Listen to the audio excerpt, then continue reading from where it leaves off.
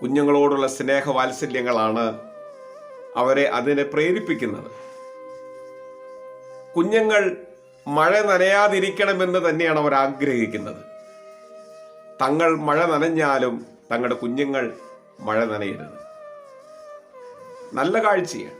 എന്നാൽ വാർദ്ധക്യത്തിൽ മാതാപിതാക്കൾക്ക് കുടയായി തീരേണ്ട മക്കൾ, മാതാപിതാക്കൾക്ക് മേൽക്കൂരയായി തീരേണ്ട മക്കൾ,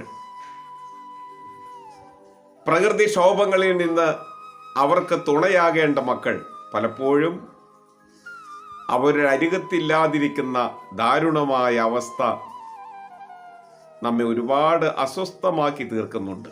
പ്രത്യേകിച്ച് ഈ കാലങ്ങളിൽ വാർദ്ധക്യത്തിൻ്റെ അസ്വസ്ഥതകളിൽ വൃദ്ധസദനങ്ങളിൽ അന്തി ഉറങ്ങുന്ന എത്രയോ